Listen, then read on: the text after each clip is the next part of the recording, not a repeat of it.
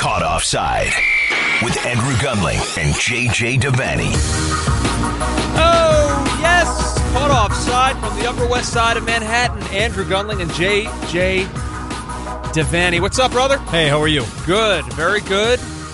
Another podcast. We're cranking it out. International break time. Big U.S. friendlies coming up. Big? U.S. friendlies are coming up. They're all big now. I was reading today that John Brooks, in an exclusive with ESPN FC, says that we've moved on. And he's right. We turn the page, so to speak. Also, John Brooks, you don't control the space-time continuum, so you had no choice but to move on. We've all moved on. He says they're over their World Cup woes, and it's a brave new world. We're all working on the same clean slate now. The World Cup is in the rearview mirror. So tomorrow's the year anniversary of that night. Hard to believe it's a year since we sat in silence. These literal seats that we're in right now. I've never seen the life, and I hope I never see it again, sucked out of you like that. It was awful. Do you think on the anniversary, would people love or hate if we re-released that podcast that we did that night as like a reflection special? No, I don't want to do that, actually. I changed my mind. Well, I've got it pinned. It's still pinned to my really? Twitter just to remind me why of what footballing grief can really be. Because I watched a soccer nation, just in utter shock. Honestly, those days were something. Those few days afterwards, we were stunned.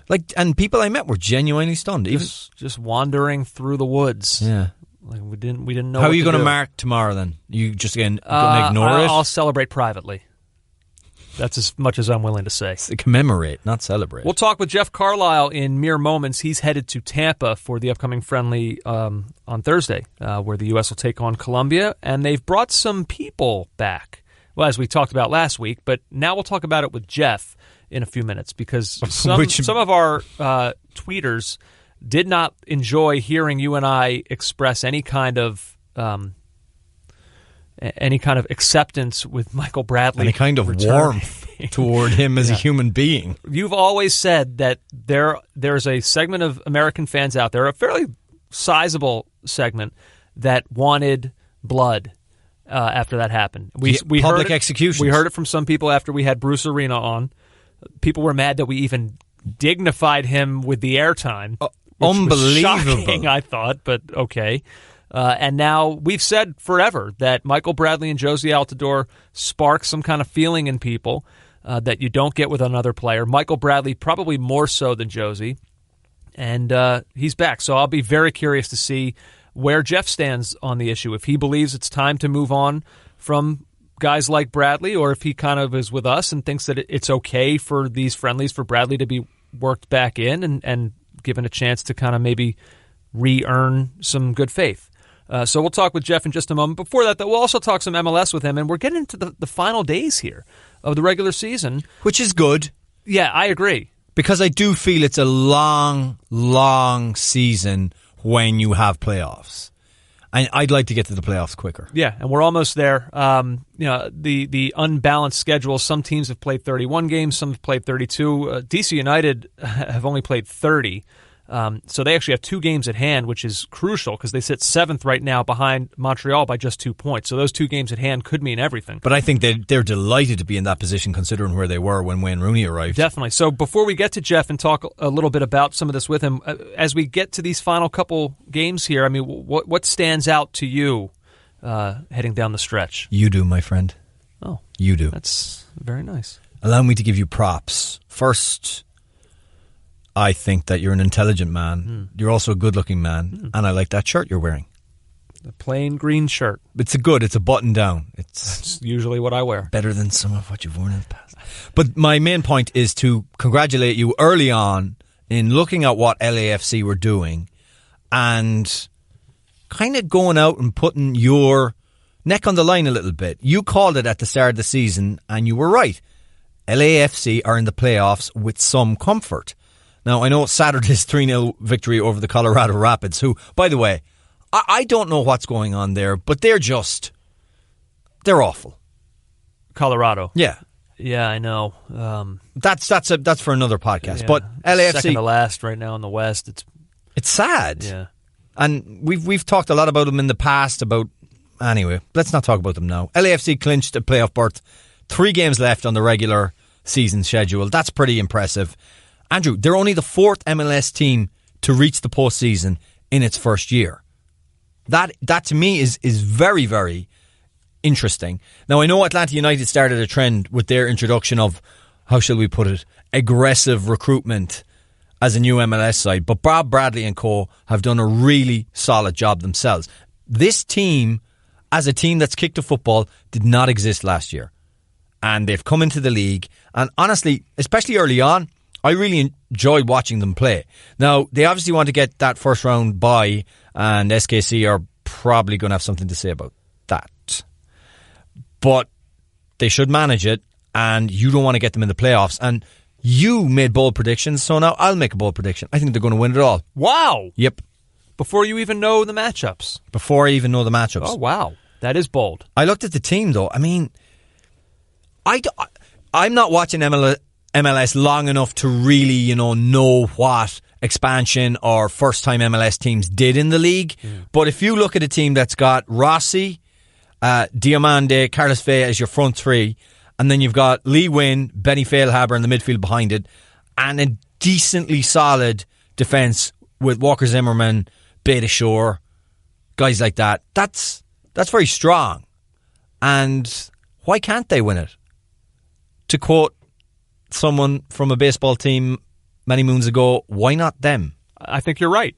Now, I'm not saying that I think that's my pick, but I certainly believe, at least looking at the Western Conference is not so top-heavy that it's like impossible to envision LAFC coming out of the West and reaching MLS Cup. Not to mention their bench. Andre Horta was on the bench at the weekend. Marco Arena, who I love, on the bench as well, and is experienced and could bring so much to that team in the postseason. Why not them? Yeah. For me, quickly, as we've got Jeff standing by, the Seattle Sounders is one that I'm interested in because their season has been so complex and so all over the map. They were dreck for a huge stretch. Then they went on that incredible streak where we thought, oh my God, the Sounders are back. Then they lost 2 in a row to the Union at home and the 3-0 against the Galaxy, and you start to wonder, oh, well, now here comes the wobble. But JJ, since that loss to the Galaxy, they've bounced back and won their last 2 games by an aggregate of 8-1, scoring 4 goals in both games. For a club that we weren't really sure where the goals were going to come from, well, now all of a sudden they're coming thick and fast. And their next game is against Orlando City, who have been terrible this season. Now, granted, it's in Orlando, but it feels like another opportunity for Seattle to pile on some wins. And I just kind of wonder if you're able to remove the Philly and LA losses in there. We're talking about a team that is in the midst of an unbelievable stretch. And for where they were a couple months ago, who would have ever thought that they would be entering the postseason quite possibly as the team nobody wanted to play? So even without Clint Dempsey, that ship just keeps on moving. Now, I'm not saying I'm making any kind of bold prediction like you just did with LAFC, but it was a pretty dramatic turnaround for them this season. And I will be very curious to see, A, what they do to end the regular season, but B, if they're able to ride that momentum at least into maybe like the second round of the playoffs. Yeah. So we'll see. We'll have to wait and see.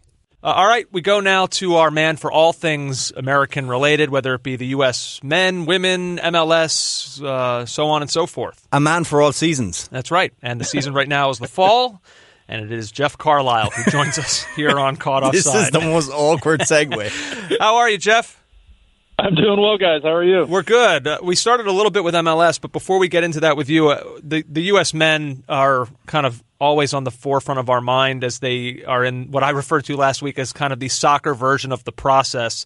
I mean, they got a couple of friendlies coming over the next week, and I wanted to start with you with the question of manager because we haven't been able to talk to you since Ernie Stewart said they'd like to have somebody in there by the end of the calendar year. Now, I know you've kind of, at least early in the process, were beating the drum for Tata Martino. He's now gained steam with Mexico. Are we getting a clearer picture of who this guy may or may not be? I think so.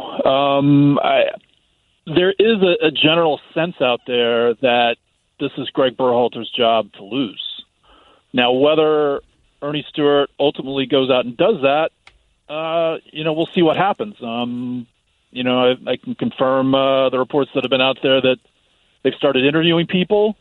But it's, from what Ernie Stewart described, I think during the last international window, it's going to be a pretty select group. I don't think it'll be more than 5, and he said it might be as few as 1 if he feels like he's got his top choice. So, but there is a sense out there that this is Greg Berhalter's job to either take or not.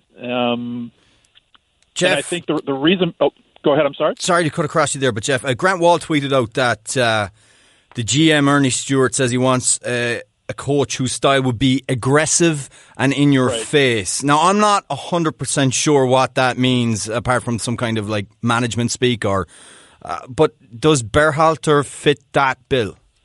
I wouldn't say that he does. I think he's a little bit more of a possession-based coach. Whose midfields, I think, tend to be pretty slick on the ball. And so, granted, we're talking about the game of soccer here, so everyone's got their different definitions on what certain words mean. But when I think of in your face, I'm thinking of the Sporting Kansas City teams under Peter Vermes, or the New York Red Bulls under Jesse Marsch and now Chris Armas. But I can tell you that just in the phone calls that I've made, neither Vermes nor Marsch have been contacted. Now, just to rewind a little bit, Vermes was contacted back in April. And that was, I think, kind of a very preliminary meeting. I wouldn't even call it an interview because the GM had not even been hired yet. But, and I think you're right to bring up that in-your-face comment. And that was a comment that Stewart made to a pool of reporters, during a meeting, like you said, I think it was during the last window.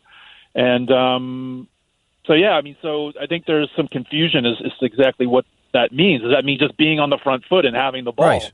Or does it mean, Jurgen Klopp, pressing and, kind of just a frenetic pace and style? But yeah, I think that's a fair question because I don't think Berhalter necessarily fits that definition, at least how I picture it. But we'll see how this goes, and we'll see who gets named, and obviously Ernie Stewart is going to have to justify or make his justifications for why he picked who he picked.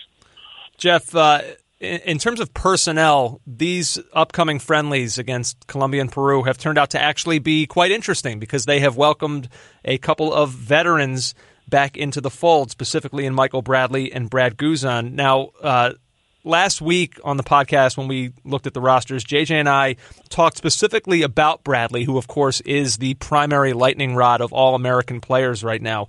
And we said that we were neither surprised or maybe not even necessarily disappointed to see him back in the fold.